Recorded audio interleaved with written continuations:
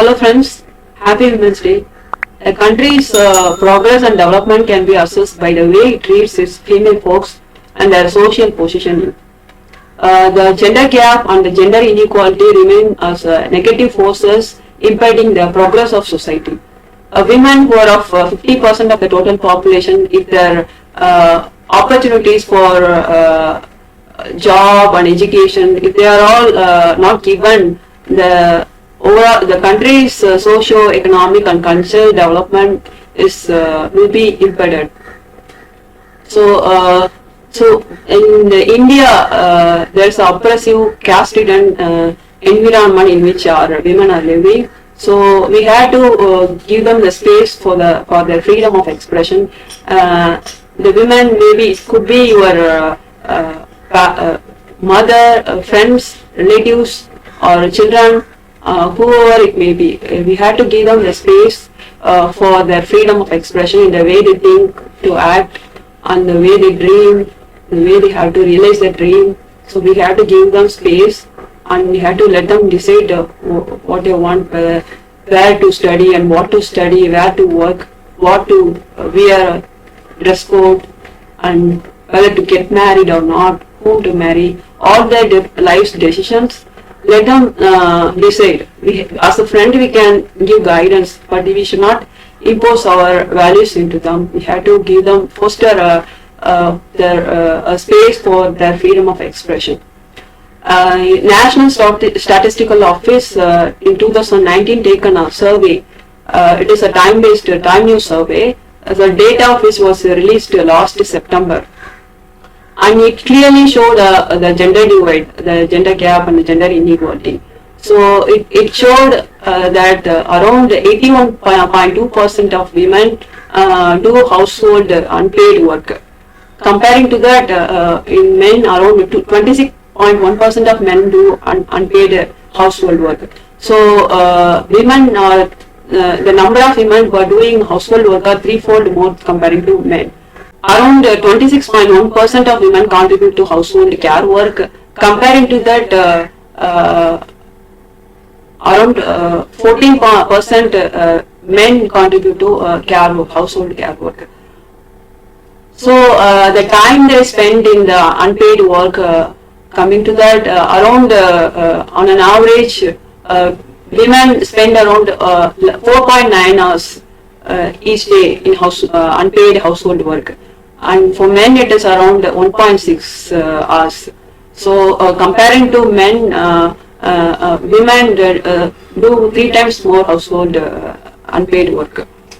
But when coming to the paid job, men, 57.3% of men do paid work, but it is very less in women. Around 18.4% do paid job.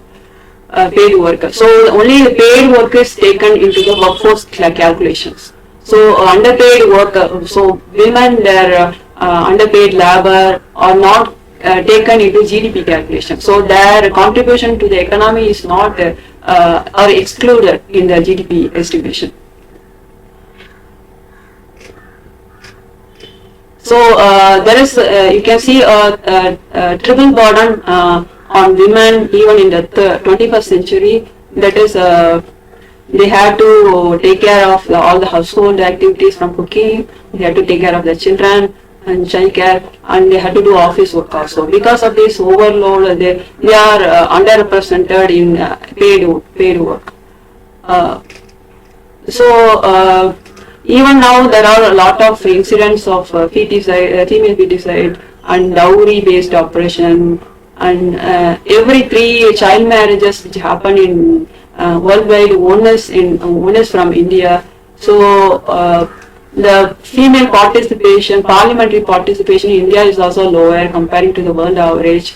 In 2019, around only 13.5% are participate in the parliamentary activities. And when coming to women's ministers' position, so in the parliamentary participation, the ranking for India is 149.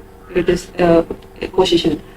So the number of female ministers in 2019 is around 23.1%. it has been reduced to 9.1% 2021. And every year gender gap index and gender inequality index is released. For India, so the gender gap index for 2021 is 0.625. The value is from 0 to 1. If it is 0, there is no gender gap. So if it is 1, the gender gap is at the maximum level. So India's value is 0.625. So in the gender gap index ranking, India comes in 140th place. And 2019, for gender inequality index, India's value is around 0.488, which is far behind other countries, and it comes, its position in the ranking position is 123rd. In women's participation in the technical work and professional work is also very lower in India. Only 29.2% of the technical and professional job is taken by women. And in women's in top executive position also very less. It is only 14.6%. And in management, their representation is only around 8.9%.